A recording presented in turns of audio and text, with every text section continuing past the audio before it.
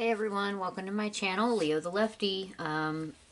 Today we're going to be talking about Empress Matilda. The piece I'm working on, this is just a general, I don't know, royal, queen, princess, whatever. It's from this coloring book here. It doesn't have an artist on it anywhere that I could tell, so whoever the artist is, probably AI or whatever, but this is the book I'm working with. Hopefully it's not as backwards in my screen as it is right now. I don't know why it's doing the mirror thing. I never ask it to do that, and it just sometimes does it on its own. And I'll probably be using a mix of markers, colored pencils, pastels, what have you. I'll list all that in the description.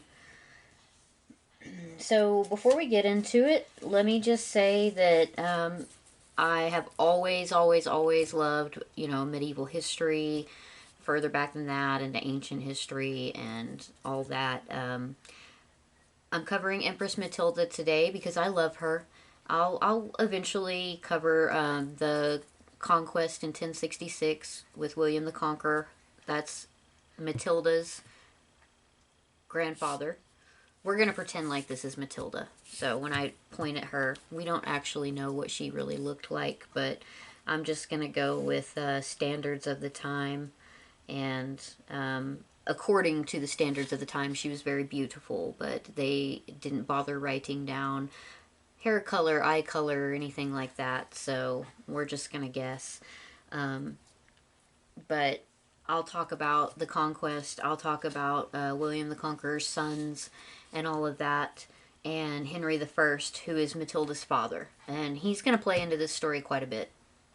This is basically going to be a condensed version of the life of Empress Matilda.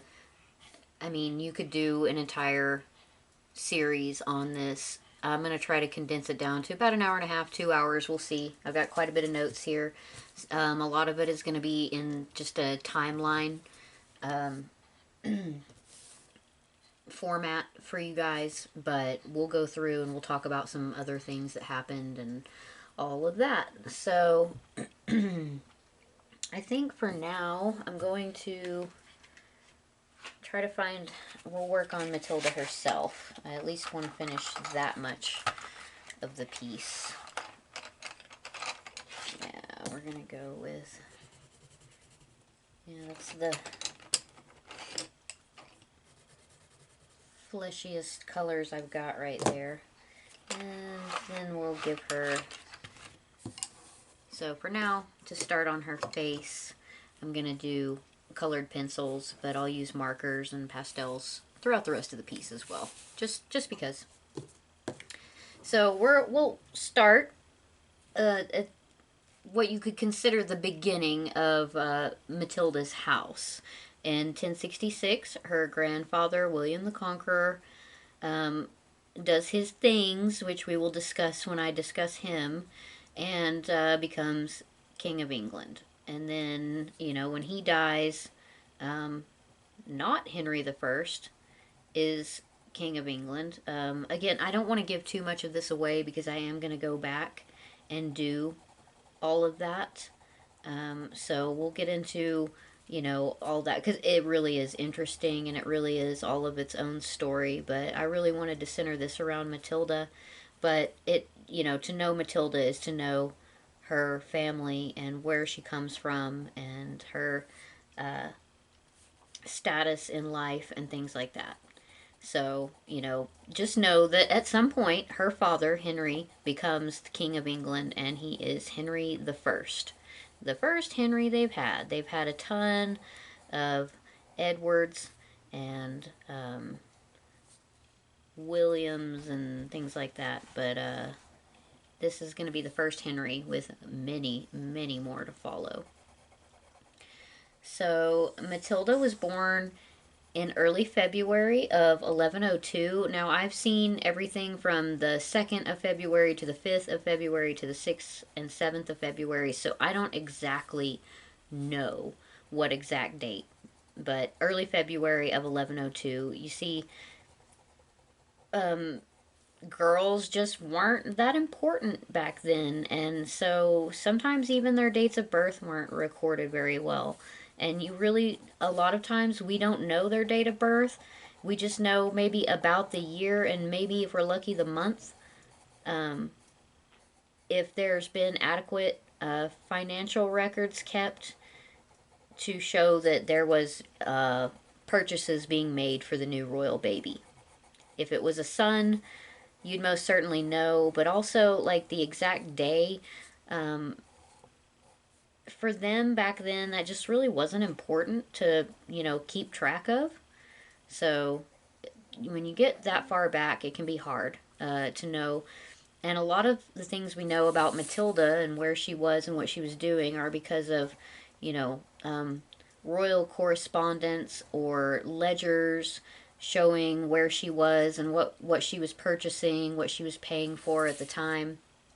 So we have to, piece it together, and much better historians than me have done that work for us. Thank you, better historians than me. Appreciate you. Love it. Um, so she's born in, and I've seen Winchester or Sutton Courtenay. We don't know which one for sure, or I don't anyway. Maybe somebody else out there does. But I saw a couple different things in the resources I was looking into, and so it was hard for me to decipher which ones. But anyway, Matilda was born. Um, and her mother, Edith Matilda, she was a Scottish princess who had married Henry the First, and so she was well liked and well loved and everything, and she was a very pious woman, and so early on, Matilda would have been like, well, cared for mostly by nurses and nannies and things like that, but she was under her mother's care, protection, and being educated by her. So the following year, in 1103, Matilda's younger brother, William, was born, and he would be the heir to the English throne because he was a boy. It didn't matter that she was born first, he was the male, so he was going to be king. Everybody knew it, everybody kind of accepted it, and that's just the way it was. So, what they did with daughters back then was marry them off. And a royal daughter was good for building alliances. I'm sorry if you can hear my dog in the background. Gonna have to edit this out, but you are gonna have to leave this stuff alone, please.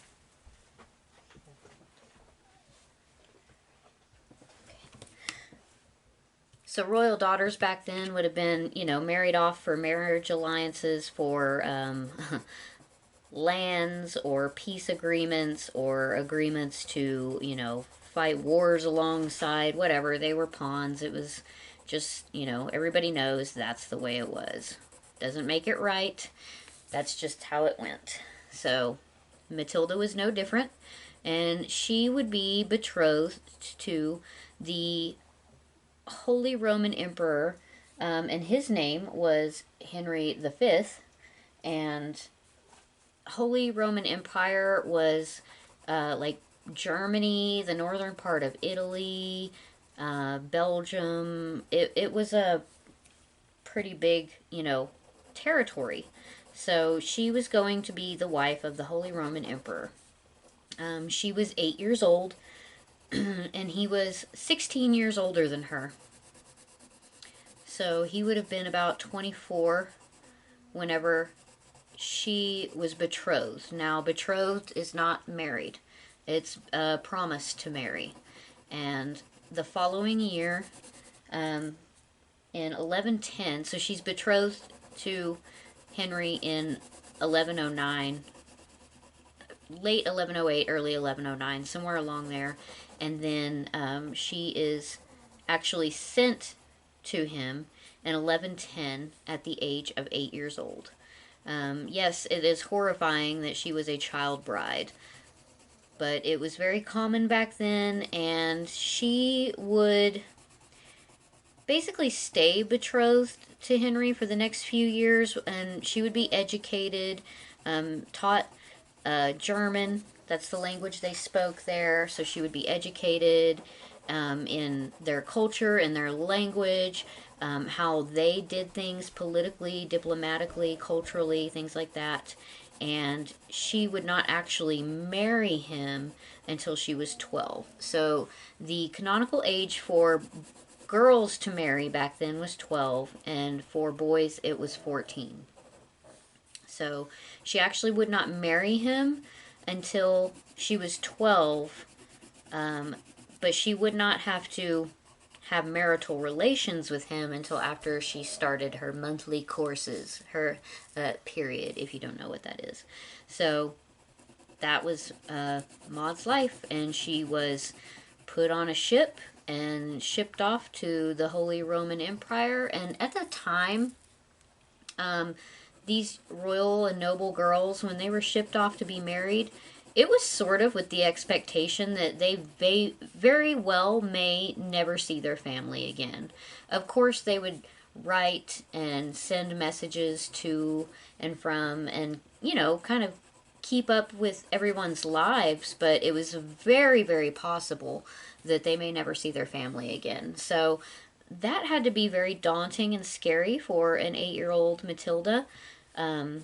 I'm sure that she was terrified going to a new land, learning a new language, and, you know, she would have taken, in fact, she did take a lot of, you know, fellow Englishmen and Normans with her.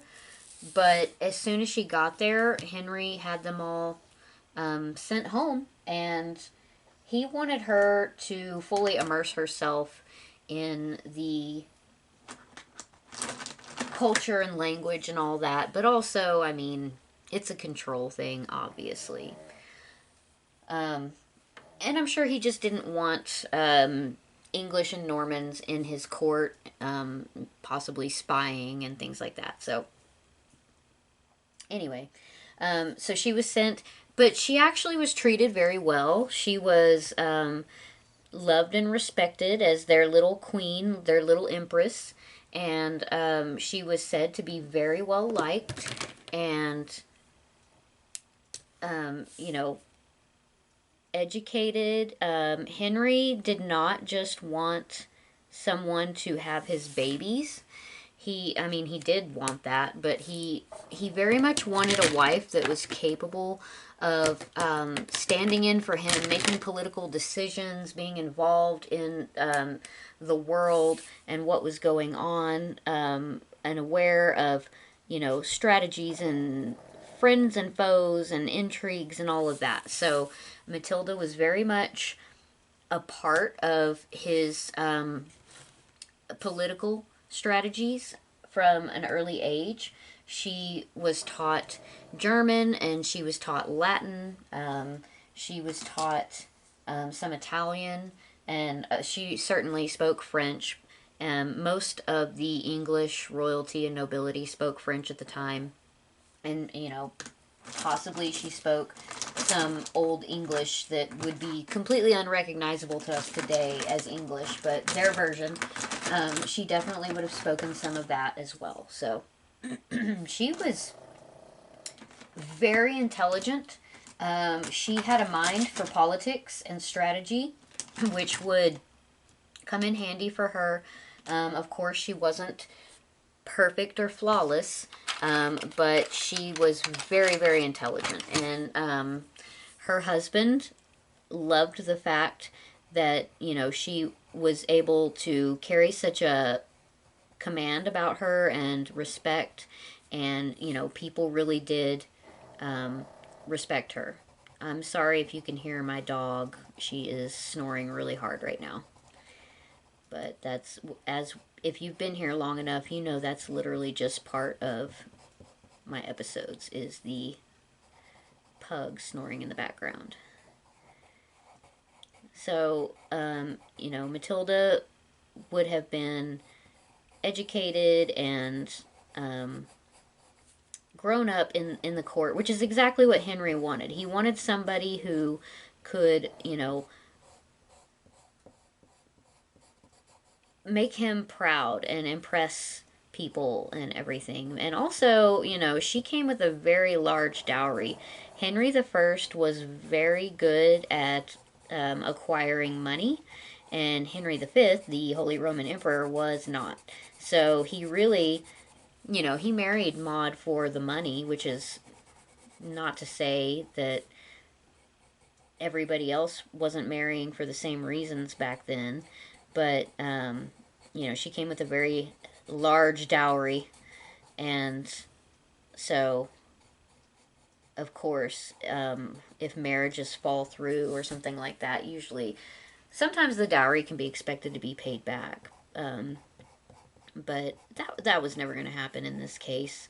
Henry really respected Matilda and saw her as intelligent and probably not his equal, because that's just not how men in general, or especially kings, emperors, rulers, and everything thought back then. But he did find her a worthy consort for him. I'm sorry, my light is flickering and I don't know why. So they were married for quite a few years, and finally, when she turns 12, they're, you know, officially married, and they go from the betrothal to the marriage. But again, you know, she did not have to sleep with him yet, because she hadn't started her courses, as they would call them. So that would be a couple of years later, and she was crowned as Empress, Holy Roman Empress. This would happen a couple of times, because she was crowned. Let's see. Let me look in my notes. I'm sorry. So she was crowned in 1114. That's whenever her official marriage to Henry happened. Like the wedding, the main event that makes them a married couple. Happened in 1114, so she would have been crowned empress there in Germany. Then Henry the Fifth, the Holy Roman Emperor, was all the while Matilda is growing up there and getting her education and all that. Henry the Fifth has been fighting with the Pope. This is very common back then. You know, you needed the Pope's backing to do a lot of things, to be recognized for legitimacy and things like that. You couldn't crown yourself or whatever without the Pope's blessing and things like that. And a lot of royal men, mostly because they were the ones doing everything, sometimes this became a problem for them when the Pope didn't want them to do something they wanted to do. And, you know, we'll get into all that later on whenever I cover Henry VIII at some point. I'm not going to do that anytime soon, but, you know, eventually. Anyway, back to it. So, you know, this fight with the Pope has been ongoing for years. At one point, Henry took the Pope hostage and made him, you know, agree to a bunch of things that he didn't actually agree with. And once the Pope was finally released, you know, he said, oh, you know, I made those agreements under duress. They don't count. And so it was a whole thing. But, you know, popes had to also be careful, because, you know, you never know when something could cause an uprising, and, you know, you can be deposed or assassinated or whatever. So, you know, he had to walk a tightrope too, especially when he was in Henry's custody. You know, he really had to pretend to be friendly and like he wasn't mad about being held hostage and all that kind of stuff. I feel like this looks different than this side, but it's because there's all this outline here. It looks okay on camera. So, you know, this is all going on over the course of, you know, a few years, and Matilda is doing well. She is holding up. She is educated and intelligent and lovely, and everybody just really, really likes her. And she is mediating and holding court and you know, standing regent for her husband. She's, you know, quite young, but she is handling all this really well. Everybody's really impressed with her abilities and everything. She's got just a good head on her shoulders and a good mind for, you know, like politics and war and avoiding war and all that. So she's very well respected and well liked. In, you know, Henry has been putting down rebellions and fighting and all that with the Pope and everything, so he leaves Matilda in charge of a lot of things, and he isn't with her as he's out on the road, you know, fighting battles and everything. So he really, despite her young age, he really trusts her to do these things in his best interest and on his behalf, and you know, that we know of, she never disappointed him. It seems like she always, you know, did the right thing. And oh, I totally messed that up. So yeah, I mean, he was proud of his queen, and he thought she did a really great job. And he trusted her to handle things in his absence. And you know, Matilda took care of business. She was very savvy and cunning, and you know, she probably was underestimated a lot because she was young and because she was female. I imagine she was underestimated a lot, and you know, they thought she would probably be quite, you know, flaky or airheaded or dumb. But you know, she's said to be quite a force to be reckoned with in her own right, not just on her husband's behalf, but because she knew what she was talking about. And you know, she was extremely well educated, and I think that she probably took some very narrow minded men by surprise a lot. And she would continue to do that for the rest of her life. So in 1118, Matilda gets word that her mother has died. So sadly, Matilda will never see her mother again, which is a bummer. Um, so she is like 16 years old when her mother dies. But you know, she knew that that was gonna happen someday, and so she just carries on. She can't make it home. You know, by the time she finds out, like, her mother has been buried and dead for probably a few months, as long as it would take a messenger, you know, to get there. So really, I mean, she couldn't go home if she wanted to, because at this point they are trying to get an heir. They do want a son, of course, to um, secure the succession and all of that, but no child has come forth so far. They aren't getting pregnant. But, you know, Henry is gone a lot, putting down rebellions and um, doing his political thing. And so, you know, at one point, Matilda is in Italy by herself. And she's there by herself for about a year, mediating and running things and all that. And then finally, she's recalled back to the Henry side, because it's clear, like, hey, you know, we need to make a baby. Um, and of course, they're trying to do that and still take care of everything that's going on in the realms and all that, because it is a huge territory. So it is really hard for Henry to govern and be everywhere at once, you know, and they obviously take advantage of that, the rebels and everything like that. So, you know, he's got his hands full. Now, November 25th, 1120, Matilda's younger brother, William Adelin, he's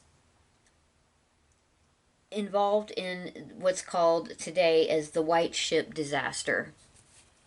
It was a newly refurbished ship that was it was like a party boat, and it was, you know, supposed to be very sleek and very fast and very, you know, new and fashionable and everything like that. And they were going to cross the English Channel from Normandy back to England.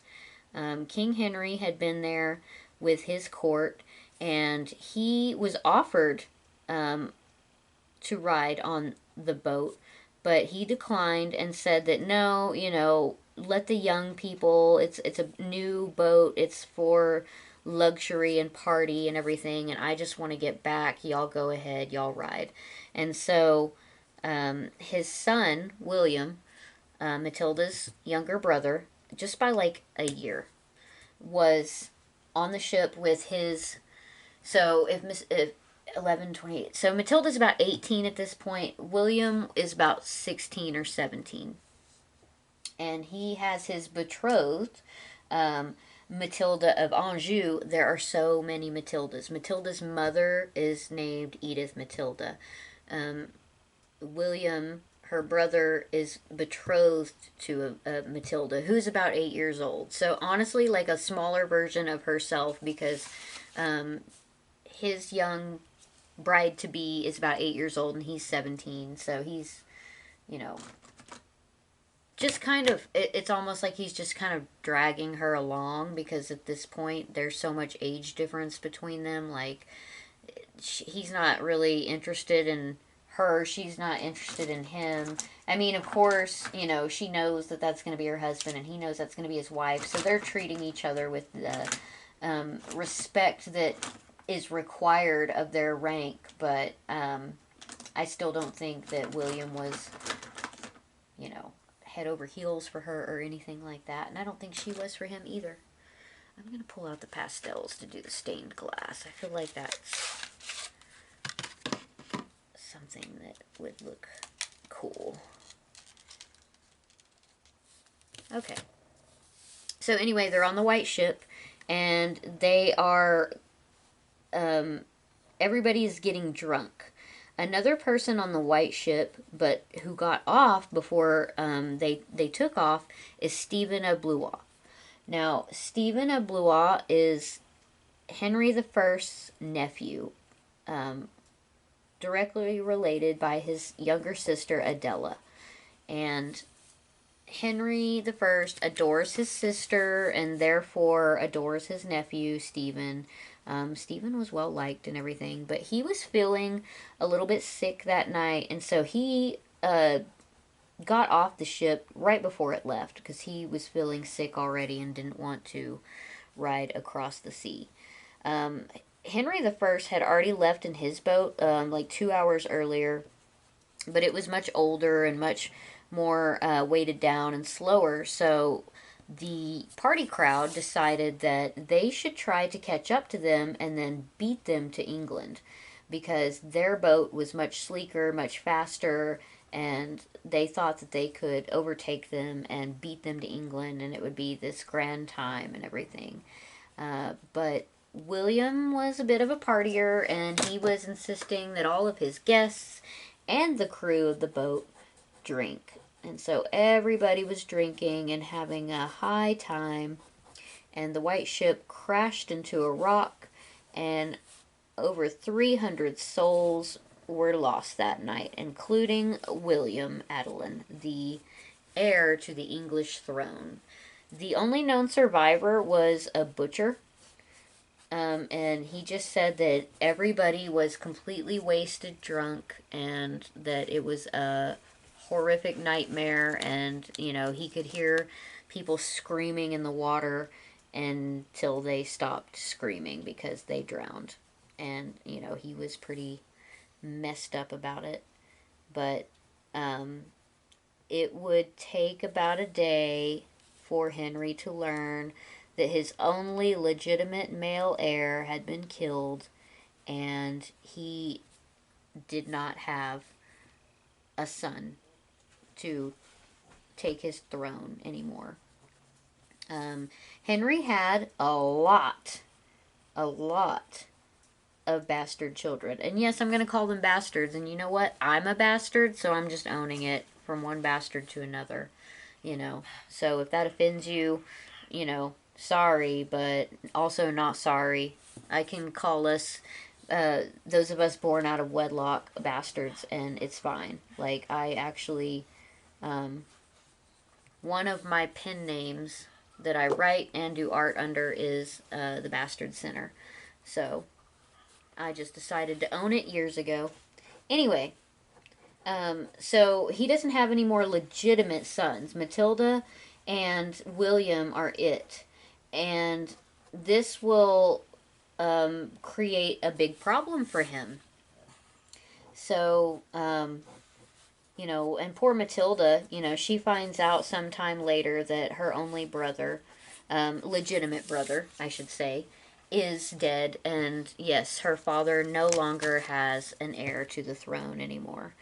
And, you know, she's like, man, that's a big old bummer. Sorry, Dad, that's terrible, you know, but there's really nothing she can do about it. She's all the way in Germany, and, you know, that's just the way his cookie crumbled. So, Henry will remarry a woman much younger than him, closer to Matilda's age, called Adeliza of Louvain. And she is very beautiful and very sweet, very pious. And, you know, hopefully Henry will have some sons with her.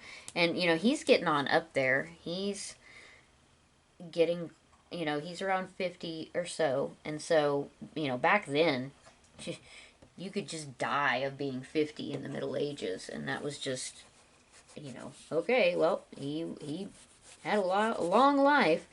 So, you know, he's really going to try to make himself some more sons before he passes into the netherworld.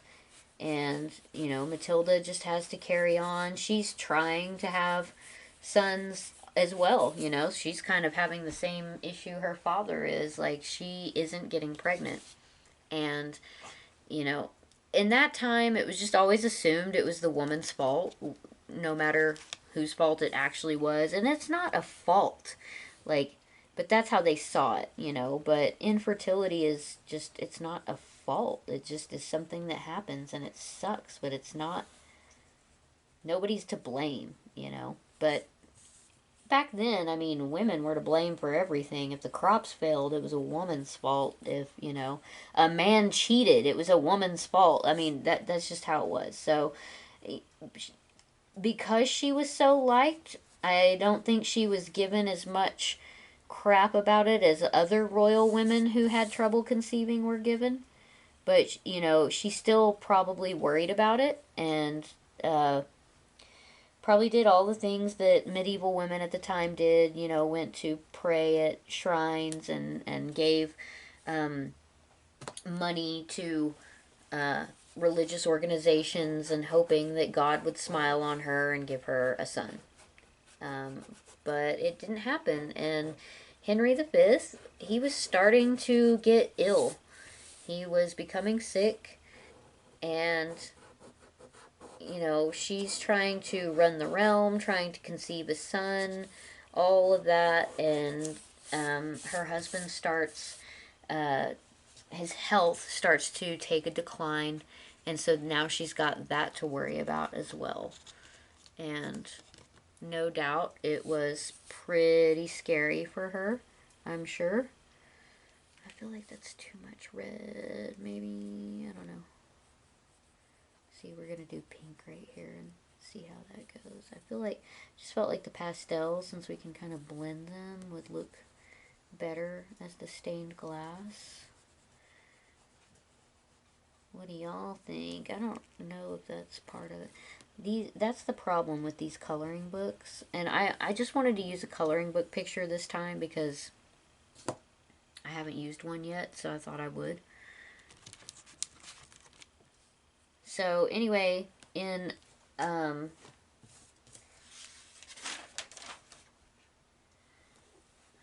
you know, fast forward to 1125, you know, this is 5 years after the White Ship. Henry the First of England has remarried Adeliza, but he still doesn't have any children from that marriage. And Matilda doesn't have any children from her marriage. And in 1125, Henry V, the Holy Roman Emperor and Matilda's husband, dies of cancer. What we suspect is cancer. I mean, that's what all the sources say. But I'm like, how do you know? But that's what they say, so that's what I'm saying. How does that look, you guys? I'll clean it up around there. I hope that's coming through okay. Yeah, alright. So, this leaves Matilda in a very precarious position because she doesn't have a son and therefore no one to inherit, which makes her the Dowager Empress. Dowager is a word used for, like, it means former, like Dowager Queen, Dowager Duchess, all of that. Because once the husband dies, then the next male takes over and their wife becomes the King, Duchess, Empress, whatever. Sorry, I had to get a drink of my coffee. So, that, you know, she's got a choice to make. Really, for the first time in her life, she has to make the decision. She can retire to her dower lands. She has to turn over a lot of the lands that she, you know, had as Empress. But there are dower lands and some of her own and everything that she can keep that are set aside specifically for the dowager, whoever she may be at the time. And they just get passed down to the dowager until, you know, a new one comes along and the old one passes away, I guess. So she can do that. She can retire to a convent for the rest of her life. And keep in mind, at this time, Matilda is 23 years old. She is very young. She is very rich. She is, by all accounts, very beautiful, very smart, and not just one to, you know, throw in the towel because a man is gone.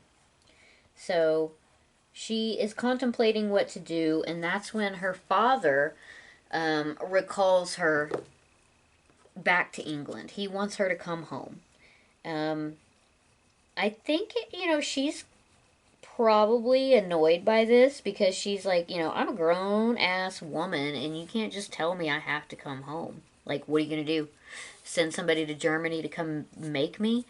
But she thinks about it for a while and she decides that, yeah, she'll go home. She'll see what he wants.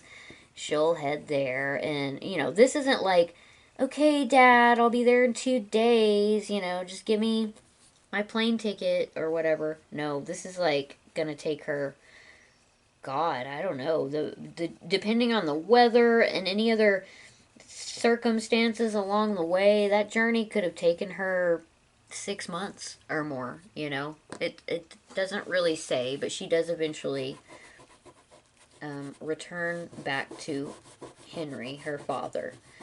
And, you know, she's just kind of like, okay, we'll see what's going to go on here. Like, whatever.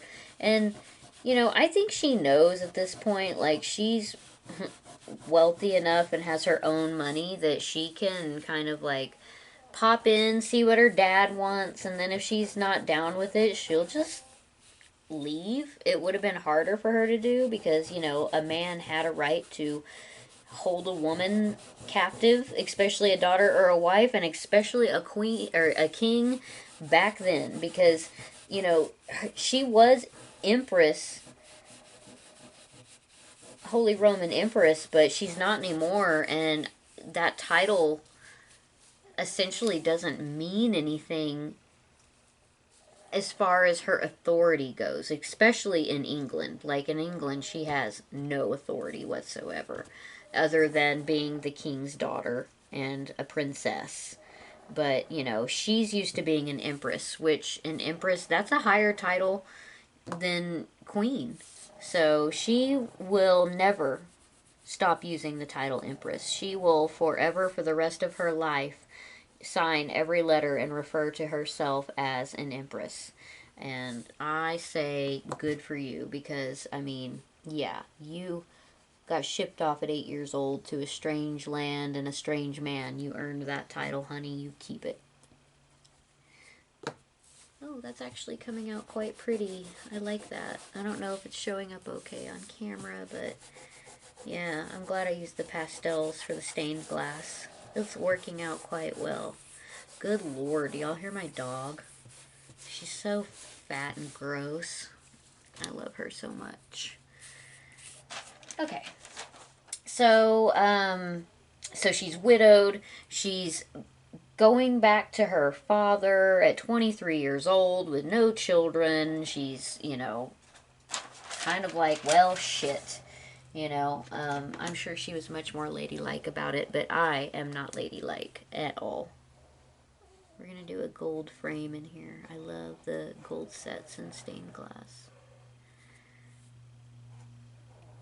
So, you know, she's going to go back to England and kind of feel things out there. Obviously, she knows she'll have to remarry, but I think she was hoping that she could decide that and kind of assuming she would get to decide that. But, you know, I guess she forgot what it was like to live with her father all those years. Anyway, that's a little bit of ways away, so Maud has some time. Like, let's see here. Before I want to get into the next part, I need to decide what color I'm going to do her clothing here. And look at my phone real quick. And nothing important. Good. Okay. Like, should we do different colored stripes? And if we do, we should do markers. Let's do, I'm going to bust out with some of these. I haven't even opened this yet, but I bought it like, I don't know, a long time ago. Y'all be patient. It's like an unboxing. We'll do like an unboxing. Is that what the ASMR folks do? Like, I don't know, man. I don't understand the tapping. But I'm not at all hip with the times, so don't take anything for, like I say, for whatever. Well, because she was very, very royal, we're gonna start off with some purple. I think we'll do stripes of purple. Yes, beautiful. Alright, so she's kind of hanging out with her dad and kind of, I mean, you know, we don't have any way of knowing really how they felt about each other when she got back, but I imagine, you know, they both had to get to know each other again. So I don't know if that was good or bad for her. I know, we do know for certain that Henry was not afraid to speak his mind. He wanted everything his way. He was quite overbearing and scary, and people were kind of terrified of him. So we can just assume probably that, you know, she knew she probably had to like tiptoe around him a little bit, but I'm sure she held her own too, because she's known to be very much like her father, very strong-willed and bullheaded and stubborn. So I think they were a match for each other, and I hope so, you know. I hope so. Because, honestly, Henry kind of sounds like he was a bit of a dick, you know? So I hope she gave it as much as she got from him. Let's do gold in between here. Now, at some point, it became clear to Matilda, and then it was made clear to everyone else, that Henry was going to name his daughter his heir, which that was seen as insane. A woman ruling in her own right, and people weren't very happy about it.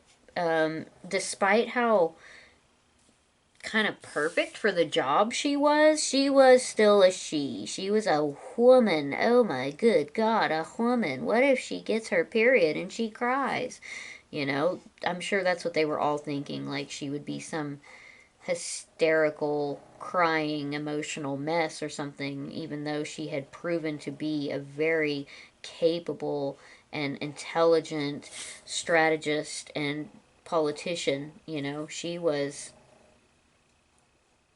still just a girl, so we can't trust her to know what she's doing and not lose her mind. So, you know, a lot of the nobles and barons weren't happy about this, but they were terrified of Henry, so they swore oaths of loyalty and fealty to Matilda. Let me see, I have this date written in here. Yeah, 1126 is whenever they first had to swear an oath to Matilda. So they did that begrudgingly. I mean, some of them might have been like, okay, yeah, we'll give it a shot. But a lot of the men were very mad. One of the men that was kind of pissed off about it was Stephen of Blois, Henry's nephew and Matilda's cousin, because I think, you know, he expected to be named heir because he was one of Henry's male relatives. And usually, if there was no son, they would try to find a nephew or something. Um, so he was taken aback a bit by being passed over for a girl, even though Matilda was his own daughter and everything. He was still kind of indignant about it, which I'm going to state this right here and right now. Stephen of Blois is a little bitch and also an asshole. And he does lots of asshole moves and little bitch moves that will become a major part of the story. And you will see what I mean very soon. Because, I mean, we'll get into it, but this little bitch, you know, that's all I have to say about you right now, Stephen. We'll get back to you. But you know, Stephen is the problem. And, you know, some historians have sympathized with Stephen and agreed with him, but that's because they're misogynistic jackasses, so of course they would, you know, of course they would. But we'll get into all that later, and, you know, that's probably going to piss some people off. But if it pisses you off, it's probably because you're a misogynistic asshole, so, you know, just I don't care. Come at me in the comments. We'll discuss it. Anyway, because, you know, Matilda was not an idiot. She was not stupid. She was not inexperienced. She was not any of that. She was a wonderful candidate to be named heir and successor to the throne. She had the experience and the mind for it, and, you know, she was very frugal and smart and strategic and clever and witty and all of those things, but she was commanding and she was able to, you know, hold it together under pressure and make good decisions under pressure and things like that. So, you know, it's not like she was a bad choice. And quite frankly, Henry the First, I mean, he was a dick, but he would not have chosen her if he didn't think she was capable, because he was very concerned about his legacy and what was being left behind, and, you know, who could pick up the reins after him and carry on in a fashion to hold things together. And if he didn't think Matilda could do that, he wouldn't have named her heir. But he did, and he named her heir, and people begrudgingly made the oaths of fealty because they were absolutely terrified of Henry. And I mean, honestly, like back then, if they had declined to take the fealty oath, Henry probably just would have, like, either deprived them of their lands and wealth, or would have had them hanged or imprisoned or something, because that was basically treason to not recognize the king's heir. So everybody made the oath. And one of the first people clamoring to get ahead and make the oath was Stephen of Blois. So much so that he cut in front of line in front of Robert of Gloucester. Now, Who's Robert of Gloucester, you may ask? That is Matilda's brother. But what? I thought her brother died, and she didn't have any brothers. Well, she didn't have any other legitimate brothers, and Robert of Gloucester was her brother, and he was illegitimate. You know, I don't like that term, but he was a bastard. And so, you know, he was illegitimate, but he was given lands and titles, and he was one of the richest and most powerful men in the realm under the king. And so was Stephen. Stephen had a lot of power, land, wealth, riches, all that sort of thing. But you know, he technically, I guess, outranked Robert of Gloucester, but I don't know. So anyway, Robert of Gloucester was going to swear the oath first, but Stephen like pushed his way in to swear it to Maud first, and it kind of like it. The only reason we know about this today is because it must have been so unusual at the time that they bothered to make a note about it in the record, and we know about it today because of that. So that's why I bring it up, is because for them to have written it down and it to survive history and all these centuries, it had to have been like something people were like, what the fuck, you know. But anyway, so that was a what the fuck moment with Stephen and Matilda and the king and Robert of Gloucester, and I'm sure it was kind of like one of those things where like they're like, oh, well, that was fucking embarrassing, but okay, whatever, dude. So, you know, I don't know. Just saying. Stephen kind of made himself, you know, that was a early on red flag bitch move. People should have been like, from that, like, oh, you know, main character syndrome. Because he definitely did think he was, you know, more important than Robert of Gloucester because he was legitimate and the king's nephew and all that. But, you know, the king had made sure to lift up Robert, and you know, Robert of Gloucester was well liked and well respected and all that with the other nobility and everything. So and Robert and Stephen were supposedly friends too. They would have been, from the time Stephen was sent over there to Henry's court when he was a kid, he would have been raised alongside Robert of Gloucester. They were close enough in age, just a few years apart in age probably, so they would have been raised in the same court together, and you know, they would have known each other, and they would have been friends, and you know, it was reported that they were like, Stephen was close with William and Robert and some of the other, because there was more of the Henry's illegitimate children at court.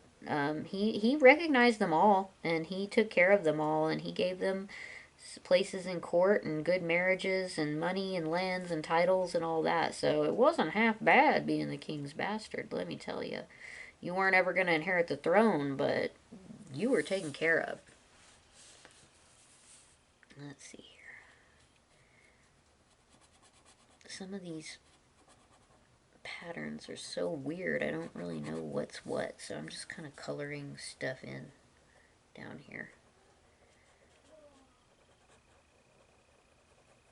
In 1126, the nobles and nobility and all that give their first oath to Matilda. Let's color this in right here. And I don't know what we'll go back in with this in color, but it's starting to pop, isn't it? Okay, let me turn the page of my notes here. So, you know, getting these oaths of fealty for Matilda before she remarried was really smart on Henry's part, because he was about to marry her off again, and the person he was going to marry her to, most of the nobility didn't fucking like. And his name, well, it's not that they didn't like him personally, they didn't like his family and all that, because it was Geoffrey of Anjou. And the Anjou is a territory there in France, and his father, Fulk of Anjou, was not liked by a lot of the English nobility. So at the time, England still controlled Normandy, which is on the continent. Well, it's in France now, but at the time it was by France because it was its own territory. And because of the conquest, the King of England was usually the Duke of Normandy as well. So it's really weird and complicated, and it actually gets a little more complicated with the next generation after Matilda because of this. But the kings of England, being also the Duke of Normandy, owed fealty to the King of France.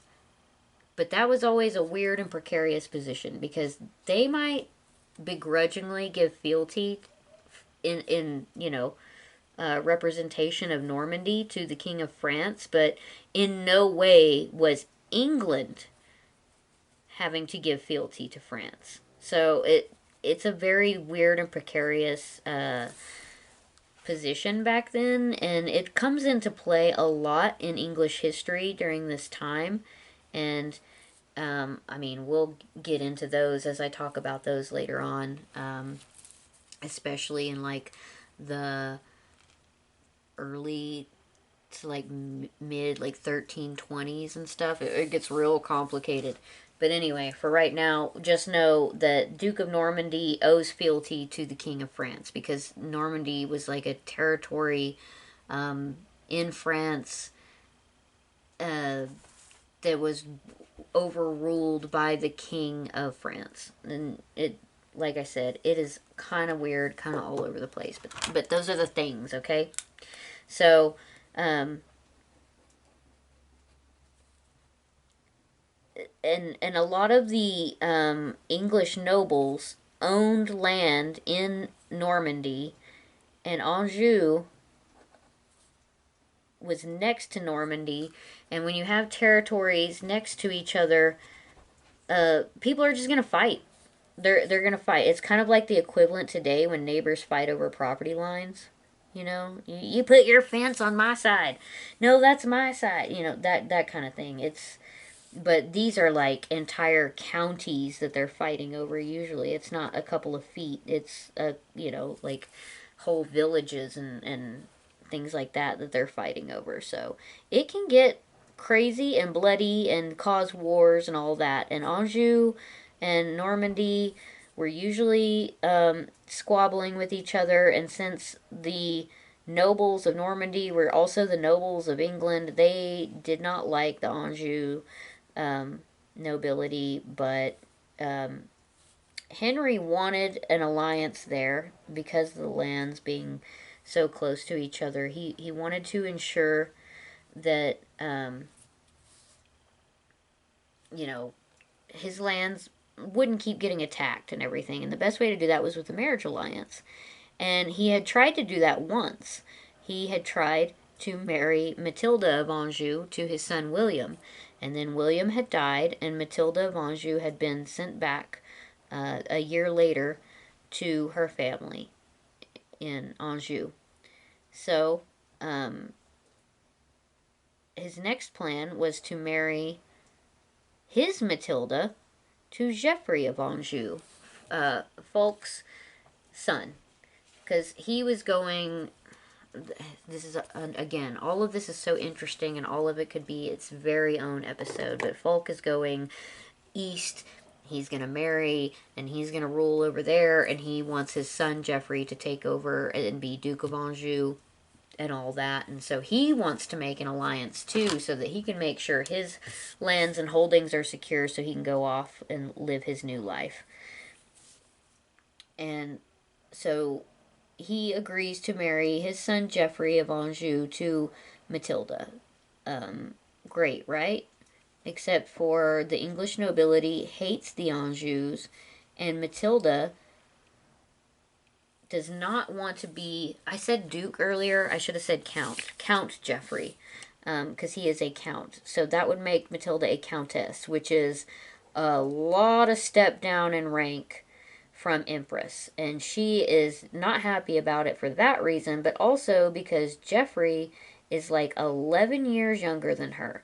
He is 13 years old, and by all accounts, he's kind of like one of those spoiled little rich boys that always had everything he wanted, and everybody always did exactly what he wanted. So, you know, when Matilda meets him, she is not impressed. She thinks he's a shithead, and I mean, he kind of is. Um, and of course, like, she's a grown woman who is now all of a sudden married to this child who is in charge of her and able to give her orders. And, you know, I think she absolutely resents the crap out of that, which who wouldn't? You know, you're a grown ass woman, and all of a sudden a teenage boy is barking orders at you, and you're supposed to listen to that little shithead just because he's your husband? Ugh. So, let's see. I have it written in my notes here.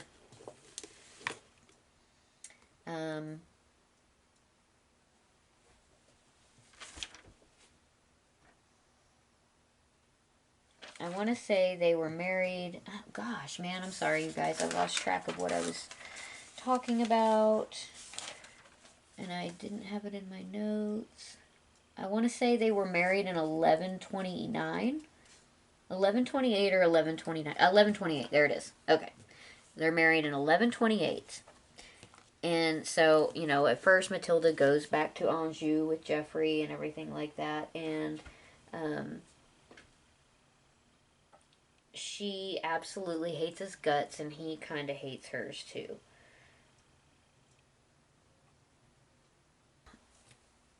Geoffrey takes her back to Anjou, and I mean, they're just both miserable from the outset. Like, he doesn't like her, she doesn't like him. They're fighting constantly, and not having a good time of it. And Matilda absolutely hates it because she hates being, you know, allowed to be bossed around by this kid. You know, she went from being an empress to a countess. She went to having her own authority to being bossed around by this little shithead. And he's like 10 years younger than her. And he's like a bratty little brother at this point. You know, she can't stand his ass. And they are just fighting constantly. I'm sorry, my phone keeps going off. I'm almost... I tried to turn it down, but I'm sure y'all can still hear it. Let's get a look at that. Not looking too shabby right now. Hopefully I can finish this at the same time I finish telling you the story, because we are just getting started, honestly. I'm not sure how long I've been recording.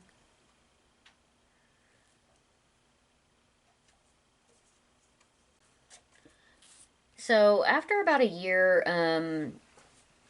it's not really known if Matilda was thrown out or if she left of her own accord, but she leaves Anjou and goes back to Normandy because she has had it with Geoffrey and she just can't take it anymore. While she's in Normandy, Henry is there too, and he gets the Norman nobility, which is a lot of the same dudes as the English nobility, but there's a few new ones and everything. But he gets everybody to swear oaths of fealty to her again. And he still hasn't had any children with Adeliza. And of course, because she's a woman and he's a man and he's had so many other children, legitimate or not, everybody assumes it's her and that she's infertile. And, I mean, that's just how it always happens. Anyway. So, let's see. In 1131, so Matilda is gone from Geoffrey for, like, a couple of years. It's like 2 years, maybe, 2.5 years. She's not anywhere near him. And then finally, after like 2.5, 3 years, she decides, like, okay, I gotta give this another shot. He's hopefully grown up a bit, and we can try the marriage thing again. So that's what she does, and she goes back to Anjou to Geoffrey. And that's in 1131. And I'm sure it wasn't perfect from the outset, but I guess they must have either figured out a way to get along or put their, you know, troubles aside long enough for Matilda to finally get pregnant. And she has her first child in 1133. And that child is named Henry. So finally, she has a son, which this is great. This makes her father very happy too, because that sets the succession right there. He has a legitimate grandson, and he has, you know, it strengthens Matilda's claim because the succession is set. Like, she's proven she can have healthy sons, and it makes the nobility a lot happier because they're worried if she had no children, they would be right back where they are in a few years, you know. So it was a legitimate concern. And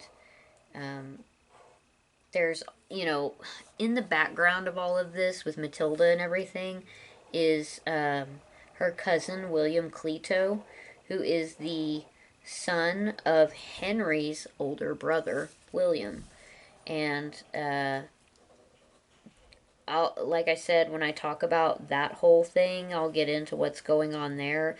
But William Clito has a pretty good claim to the throne because his father was king for a little bit, and he's a male and he's fully grown and all that. But anyway, that's why Henry wanted her to have a son so bad, Matilda, because that secures the succession a little bit more if they know that, okay, after her, she has a son that will rule after her.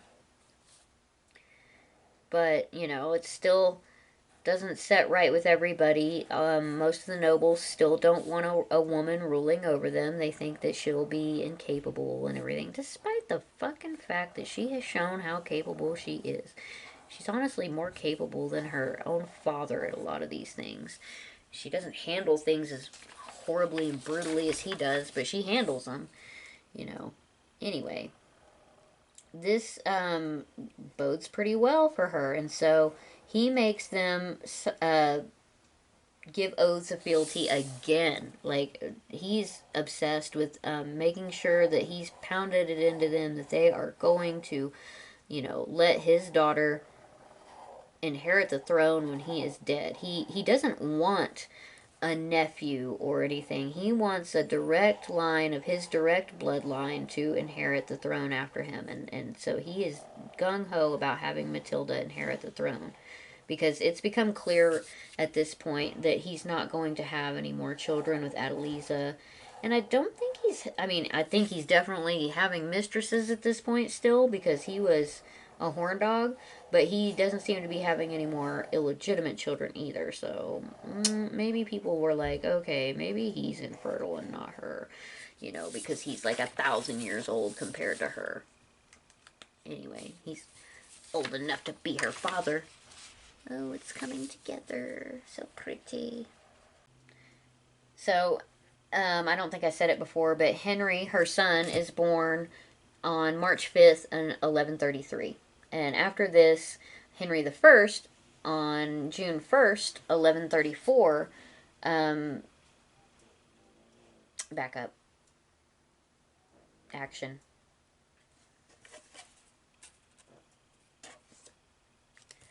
So Henry, Matilda's son, is born March 5th, 1133. And he's super happy about that. Henry the First is like over the moon, the fact that she has had a son. And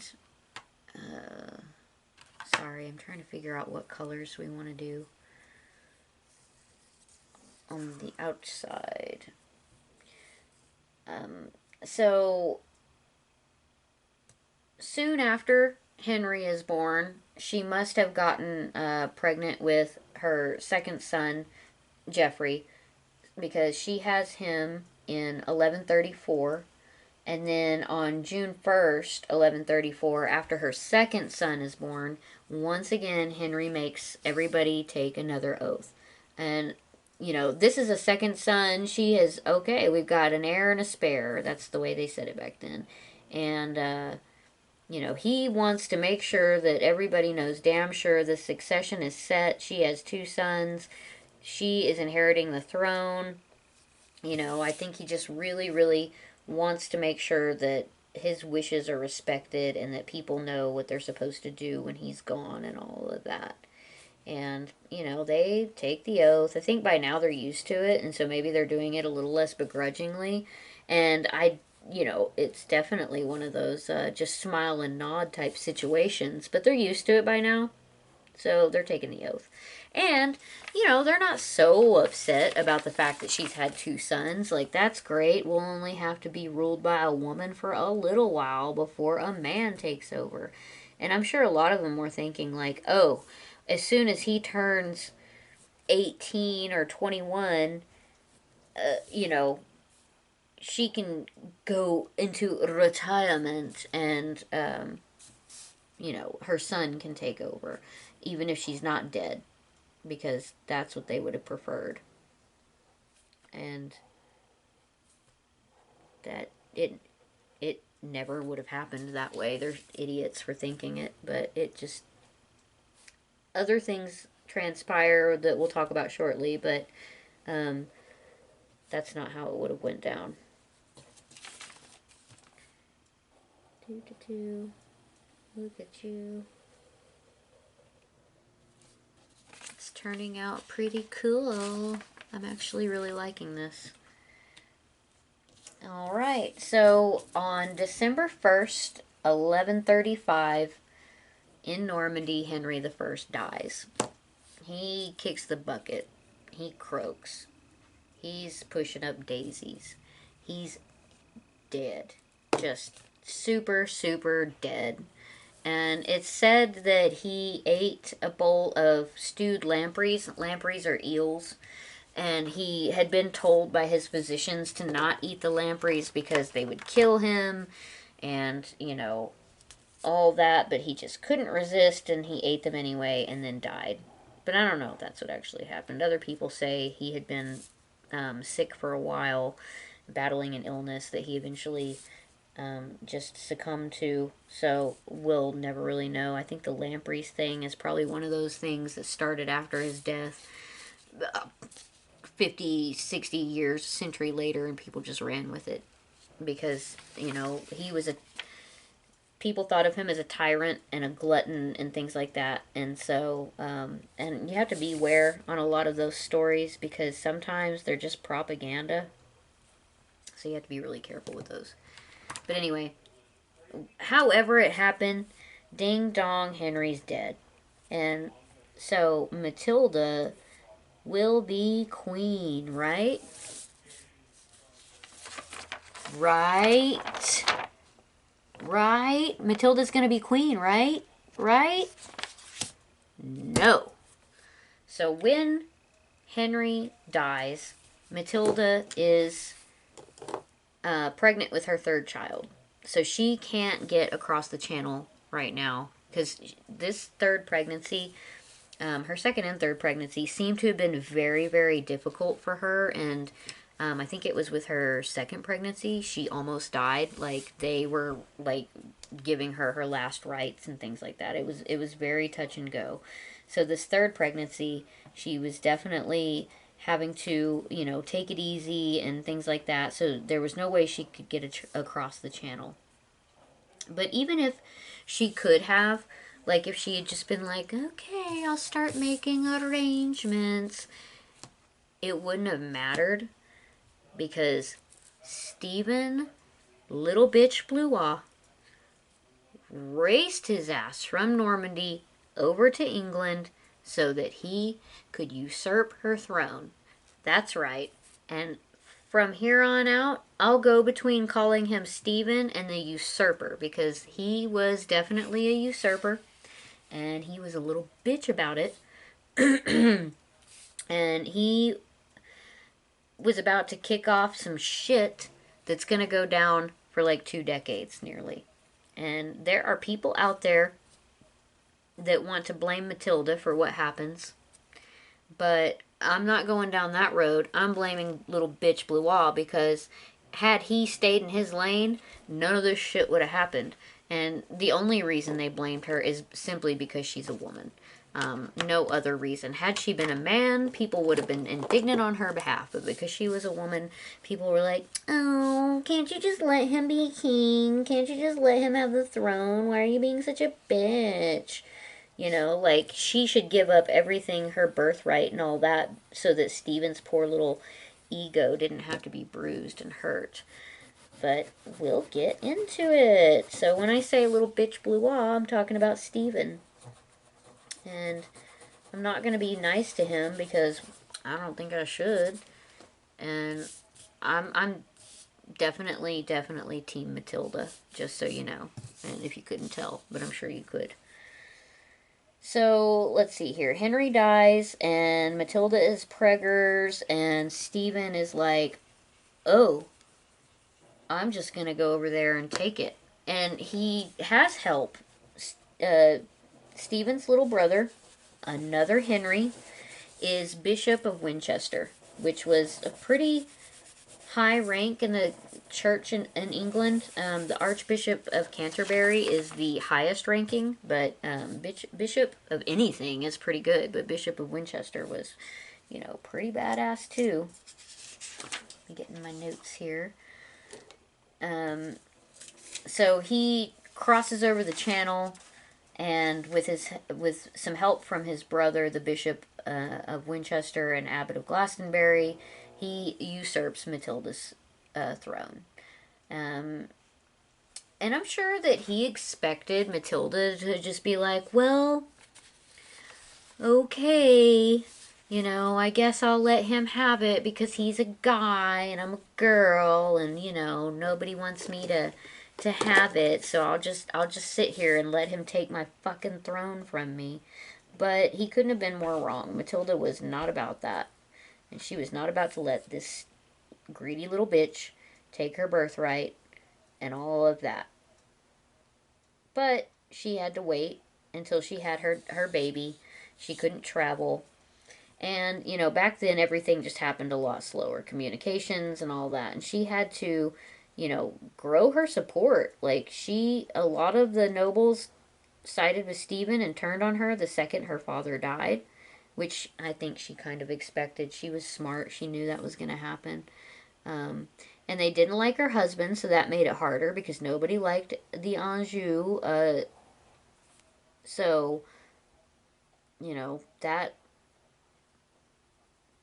played against her as well. But, she did have some support. Her uncle, King David of Scotland, always supported her and was like one of her, best supporters and everything. So he was there on her side as well. And she would have people throughout this whole time coming up. There were a lot of people, her and Stephen both, would have people switching sides, kind of whichever way the wind blew, whatever they thought might be in their best interest in the moment. So I'm sure that was frustrating for both of them because, who do you trust if they're just going to switch sides when it looks better for them? But, they didn't really have a choice. They had to take what they could get, Stephen and Matilda. But, a lot of people, had Matilda been William, for instance, and Stephen tried to usurp the throne, they would have never let it happen. Absolutely not. No. But because Matilda was a woman, they were like, well, it's fine. Stephen should be in charge. He is, Henry's male relative and yada yada blah blah. But it's still, because she was a woman, it was okay to do it to her. But had she been a man, it would have been unacceptable, and she would have had everybody in England going to war for her. But because she's a woman, it was fine. It was okay, and she should stop being so emotional and being such a bitch about it and just let him have the throne. Like, he's a boy. But Matilda was not going to let that happen. And honestly, by this point, I still don't think her and Jeffrey really liked each other that much, but they realized, hey, we're married. We, we have our son's interest to protect now. And so we're going to work together as a team to take England back and Normandy. Because I think Stephen thought that, like, he could just take Normandy as well without actually being there to take Normandy. And, I mean, that didn't work out well for him. Some of the Norman nobles, of course, sided with Stephen, but it was harder because he had to stay in England to maintain his hold on the throne there. If he left, he was going to lose his hold on what he had already gained. So he really couldn't leave. And he was kind of stuck there for a while. And he would try to send troops over to Normandy on his behalf to fight, but and sometimes he would win, sometimes he would lose, and everything like that. It was a back and forth for quite a while, but eventually, Geoffrey got the upper hand in Normandy and everything, and he kind of like let that fall by the wayside so he could try to maintain England. Because his grasp on England was tenuous at best. Okay. Alright. Ooh, it's so pretty. Alright. Let me catch up in my notes here. Alright, so this, we're going to jump through a timeline real quick. And we'll do that while I'm coloring on the outsides here. So, in 1135, in December, Geoffrey started a campaign to take control of important castles in Normandy.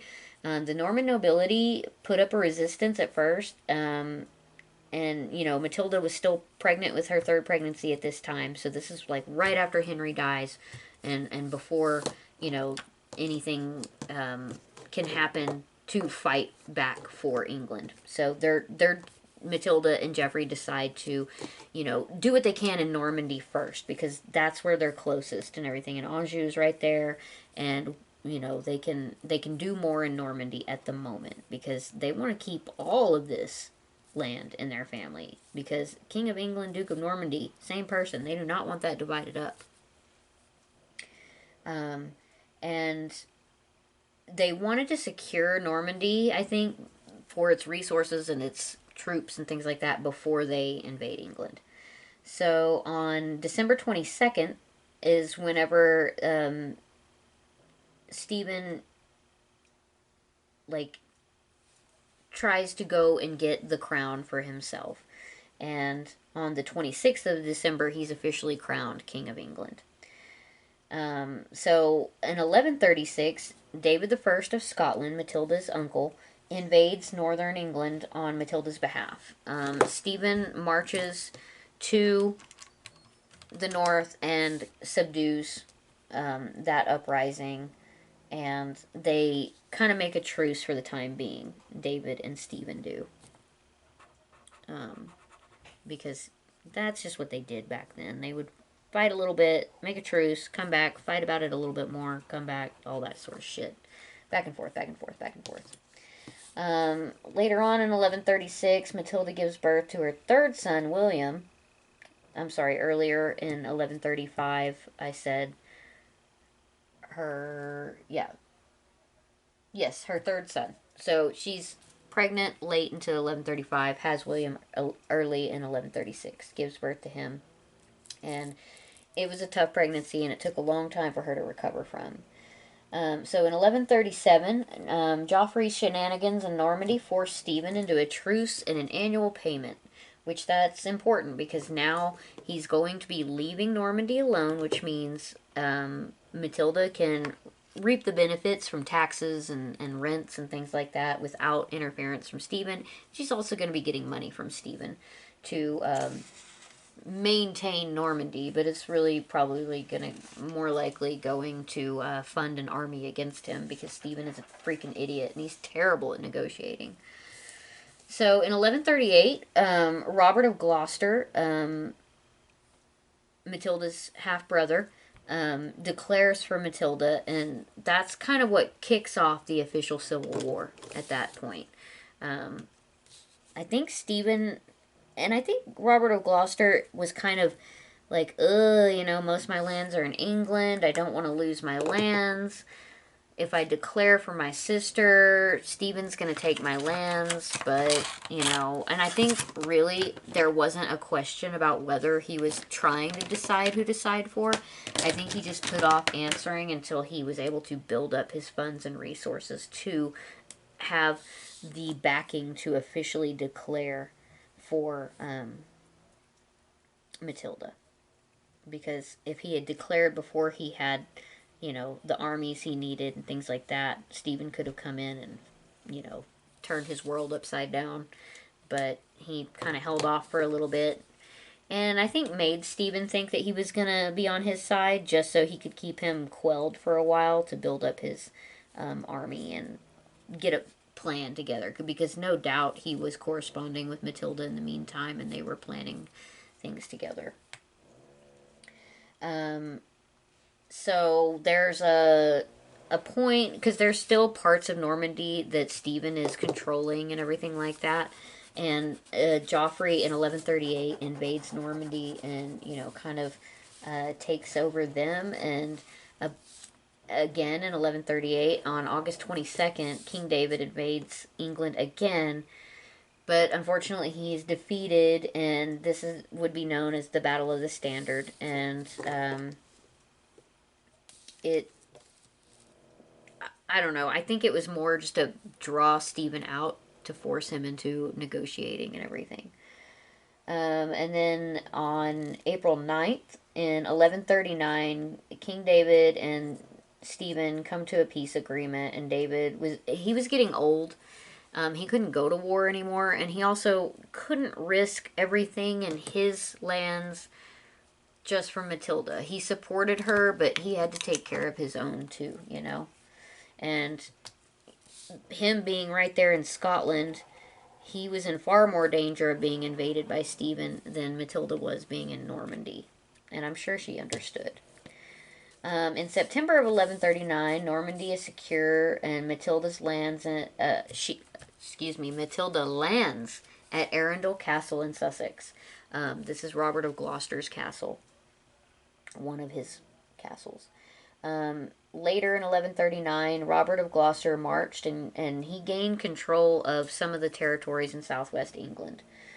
And again in 1139, Stephen marches on Arundel and lays siege, but Arundel is so well protected and so well defensed and stocked that he realizes that he can't hold it, or a siege is going to cost forever and take forever, and he's not going to be able to hold it for long.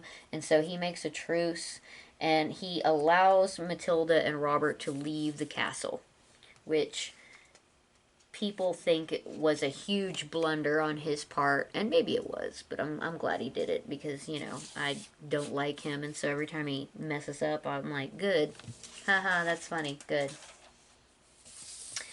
We're going to jump to February 2nd and 1141. For the past couple of years, since Matilda landed in England, they've been fighting on and off with each other, and in 1141, Stephen is captured at the Battle of Lincoln, and Matilda declares herself the rightful ruler of England. And what this does is kick off another Matilda. Stephen's wife is Matilda, and another Matilda, and she is rich and powerful in her own right, and she is going to do everything to get her husband back. And I mean, she's pretty badass, but at the same time, like, it's kind of, I admire her for her ability to do what she did, but at the same time, I'm like, you were on the shitty side, girl, which you're married to him. You don't have a choice, of course, and you have to stand by your man. But, it's hard for me to give her all the kudos, because her husband was indeed in the wrong. So on March 2nd of 1141, Stephen's brother, Henry, Bishop of Winchester, he had been kind of pissed off at his brother for a while, and so he throws his support behind Matilda. And Henry, the bishop, is a wind vane. He blows whatever way the wind is blowing, and he is a self-serving little shithead. So, I mean, much like his brother, and so, I mean, he is supporting Matilda at the moment. In 1141, March 3rd, the next day, Matilda is given a formal welcome at Winchester and is handed the keys to the treasury. And she'll make progress in the spring through Oxford on to London. In June 24th, 1141, Matilda had intended that to be her coronation day, but the Stephen supporters staged an uprising in London and basically chased her out of town, and she had to run back to Oxford. So that didn't go well. And, you know, they called Matilda haughty and stuck up and like, you know, she acted like she was better than everyone and everything, but it's just because she was a woman and she was assertive. Like that, I don't need to be there to know that is why. Like if she was a man, they would have been like, oh, she was so, you know, like knew what she was doing, had a good head on her shoulders, and blah blah blah blah blah. They would be praising her for it, but because she's a woman, she was being haughty and stuck up. So she's chased out of London and back to Oxford. Well, as soon as the Bishop of Winchester sees that, he's like, ooh, you know, I kind of threw my weight behind the wrong person here, so I'm going to go ahead and switch sides back to Stephen. So he does that. He switches sides back to Stephen, and of course Stephen, at this point, Stephen is still being held captive by Matilda's forces, but Stephen's wife, Matilda, is, like, fighting on his behalf. And, you know, once Henry, his brother, the Bishop of Winchester, goes back to his side, he kind of takes command of some of Stephen's forces and has them doing stuff to get Stephen back, while Matilda is in command of her own forces for Stephen's side. So it's very confusing. There's so many Henrys, so many Matildas. Okay. So by July, early July, is whenever Bishop Henry throws his weight back behind his brother Stephen and everything. By the end of July, upon learning of Bishop Henry's siege at Winchester, because her forces are staying at Winchester, he sends Stephen's forces to besiege Winchester. And so she comes back with more of her army to besiege the besiegers. So it's like a siege sandwich, all messed up and messy. It's very messy. After Winchester set on fire in 1141, on the 14th of September, you know, the rout of Winchester, that forces Matilda to flee, and she manages to escape, but Robert of Gloucester is caught. Now, this is going to shift everything. Matilda, Empress Matilda, had the upper hand until this point. After that, though, Robert being her biggest supporter and her biggest military strategist and commander and all that, this turns the tide. Because now Stephen's wife, Matilda, has custody of Robert, and Empress Matilda has custody of Stephen. So naturally, this forces a prisoner swap.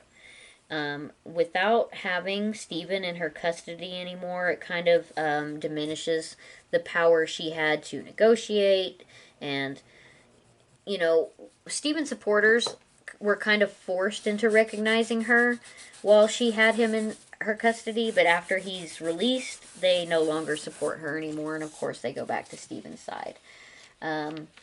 She needed her brother's support, of course, and Robert of Gloucester is, like, you know, running out of money and resources and things like that to continue fighting this war, and it's becoming very complicated because by now it's been going on for, you know, years. And The nobles are tired of it. The English people are tired of it. Everybody's just tired of it at this point. In 1142, since she lost the upper hand, she sends for her son, Henry, to come. She wants him to live in England, to get to know the people, for them to love him, for him to learn the culture and the language and things like that. And kind of like get people back on her side again. Say, hey, this is my son. This will be your future queen. Or king. Isn't he great? Blah, blah, blah. All that. In 1143, Robert of Gloucester puts Wilton Castle under siege, and he almost catches Stephen again, but Stephen was able to escape. In late 1143, Joffrey, Earl, not her husband, a different Joffrey, Earl of East Anglia, rises up against Stephen and plan to march south to London. And that skirmish is upsetting for Stephen, but he puts it down. In 1144, Ranulph of Chester rebelled against Stephen. Now he's getting all these little rebellions against him, so he has to put those fires out and try to maintain what's going on with Matilda. And you know, he's also getting tired of all the fighting, but he started it, so what are you going to do, you know? And unfortunately, with the Ranulph of Chester rebellion, it didn't really help Matilda that much. She wasn't able to gain the upper hand. And then, you know, Joffrey, Earl of East Anglia, died in September, and so that was one more person that supported her that no longer was living. In 1144, Matilda and Henry returned to Anjou because it's through all of the fighting and negotiating and everything, it's starting to be understood that maybe even if Matilda doesn't ever get to rule, Henry might rule after Stephen. And so that kind of settles everything down for a little while, and they head back to Anjou so that Henry can resume education on, you know, being taught how to rule his estates and everything like that. And then in 1147, Robert of Gloucester dies, and that deals a major blow to Matilda, strategically and emotionally. You know, he was her brother. They had gotten very close, and, you know, it was a hard blow for her. In 1147, Henry takes he's like 15, 16 at this point, and without his mommy's knowledge or permission, he takes a mercenary force over to England, and he's gonna overthrow the king. Except it doesn't go well, and he is captured, and Stephen is more amused by this than angry, because he sees Henry as, you know, a young, willful little hothead. And Matilda was pretty pissed off about him doing this, and I guess he thought he was going to win, and the spoils of war, he could pay his men and their wages and everything, but since he was captured and caught, he couldn't pay their wages, and so it is said that Stephen actually, like, because he thought it was amusing and kind of adorable that this boy tried to come usurp him, he paid the wages and sent Henry on his way back to Anjou. In 1148, you know, there's a little bit of skirmishes here and there in between and everything, but for the most part, everything's been more negotiations and all that. Matilda returns to Normandy from Anjou because she's got to administer her lands there. By then, they have a really good hold on Normandy and are, you know, basically ruling Normandy in their own right at that point. Matilda and Henry are. Not Joffrey, Geoffrey, because Matilda never let him rule anything. In 1151, Geoffrey dies. And this is kind of sad for Henry. Matilda, I don't think she... You know, I think they had learned to respect each other by then, but it was never love between them. And I think she was just happy to be like, you know, her father is dead, her husband is dead. There are now no more men to tell her what to do, because Henry is never going to try to rule over his mother. He respects her too much for the empress that she, used to be and all that. Anyway, so after Joffrey dies, in early 1153, Henry returns to England to win support for his claim, and the barons aren't happy to see him. They don't want another civil war breaking out, and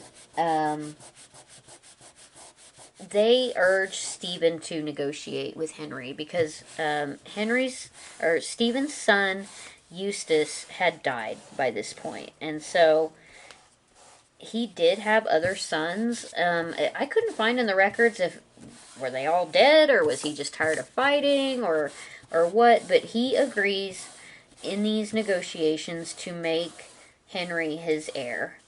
And that kind of, like, it's great for all the men, but it still leaves Matilda kind of fucked out of her birthright. But, she's over in Normandy running things over there, so I think that, she's okay with it, and she knows what's best for the realm, and she really, really loves her son and wants him to have his birthright. So as long as he has that, I think she's good.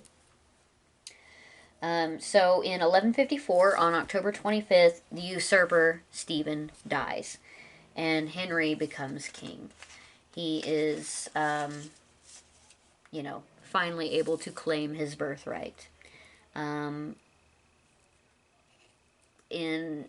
Later in 1154, Matilda, she would never go to England again after that. She remained in Normandy and acted as regent, and she ran the family estate. She was one of Henry's closest advisors, and certainly his most trusted. He deferred to his mother for many things for many years because, he respected and trusted her opinion and needed her counsel, and so he listened to her. Matilda is going to help him arrange marriages for his children. He's going to have a lot of damn kids. I'm going to cover Henry II and his wife, Eleanor of Aquitaine, in another episode. I just wanted to cover his mother this time because I love her and I love her story. She does all the things that, like, queens and royal and noble women do. She gives patronage to abbeys and churches and orphanages and charities and things like that. And she does all the stuff that noble women do. And she counseled her son on a lot of different matters up until her death. Her death, 1167, on the 10th of September, she dies in Rouen, France, and that is where she is buried. There is an effigy there. I'll try to post it here if I can find a picture online that's good enough and everything. I'll put it up in a little bubble up there if I can. But yeah, that's Empress Matilda. Now, like I said, her story in general, I could do a whole season or episodes and episodes and episodes on, but she is the starting of the Plantagenet bloodline. Henry II is the first official male to carry that as their surname, and it starts a dynasty that will last for over 300 years, and all modern royalty today are descendant from them. So it's an important part of history, and I love, love, love this time in history. It's so interesting. And so I'll have, more stories and everything talking about her son and things like that. But unfortunately, my battery is about to die. So I thank y'all very much. Give me a like or a subscribe, and I'll see you next time. Bye.